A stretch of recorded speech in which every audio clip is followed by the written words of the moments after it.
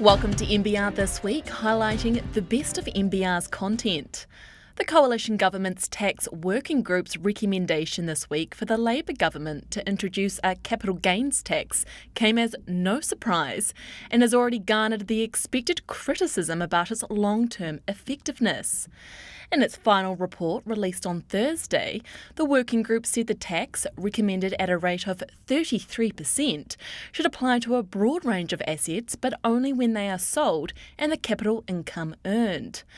Business groups and the National Party have slammed the recommendations, with the National's finance spokeswoman Amy Adams saying the proposed taxes will create a compliance minefield, distort markets and weaken the country's international competitiveness. So is she right? NBR's Grant Walker spoke to Tax Working Group Chairman Sir Michael Cullen. No, I don't think she is. And this is about getting people's attitudes in the right frame.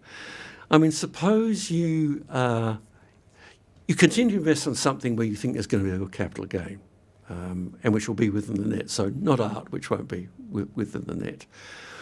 Well, and you think that maybe, in 10 years' time you make a $10 million capital gain on a $10 million investment. Pretty good rate of return.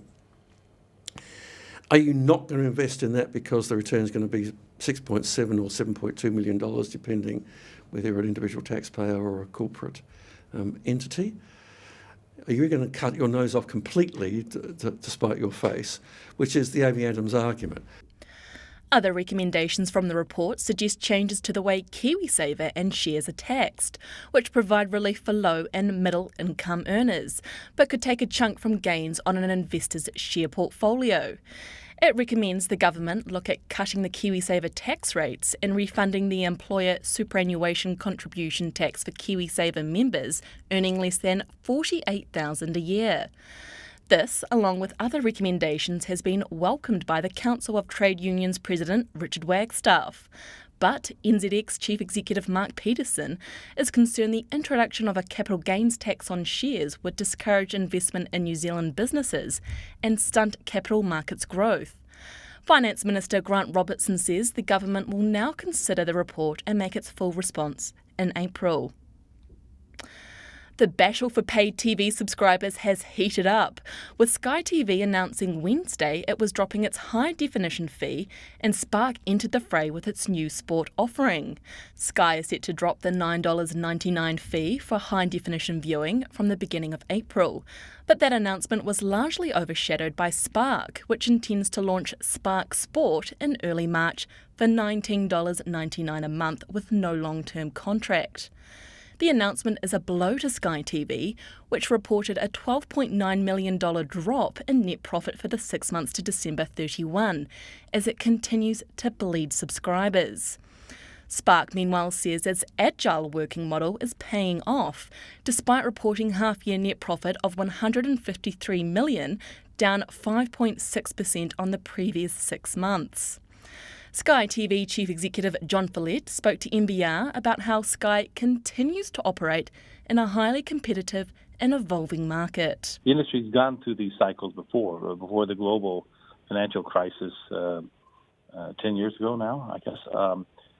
We saw the same sort of explosion on content costs, and then there was a shakeout of the industry and prices came back down. So this is the normal boom bust of content wars. It's been a busy week with results. A key one this week was Fletcher Building, which delivered on promises from its November meeting to resume dividends and posted a half-year profit slightly better than guidance. But its reluctance to confirm a return of capital when it completes the $1.2 billion sale of its Formica business was a major factor dragging down its share price after the half-year result. Fletcher's shares slumped more than 6% on Wednesday, with much of the fall occurring after Chief Executive Ross Taylor held a conference call with analysts and investors.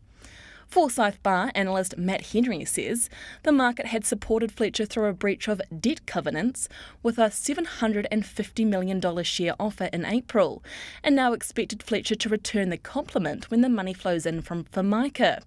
However, the company avoided discussing that, saying only it was a consideration but not something they were committed to at this point.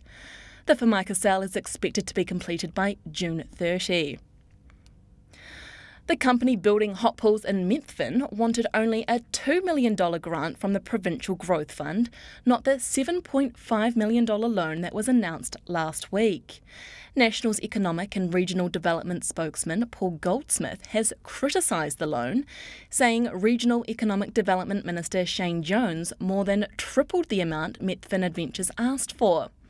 Company Director James McKenzie says it would have preferred the smaller $2 million grant because it would not have had to pay it back. Everybody would like a few $1,000,000. There's no question about that. And I've got nothing against the group here of putting the pool together. I'm sure it will be a wonderful enterprise. And I'm not critical of them putting their hand up and getting some money. But I am asking the question, this is picking winners in the extreme in terms of helping a handful of private companies out of the 500,000 private companies. And then secondly, we don't know the details of it.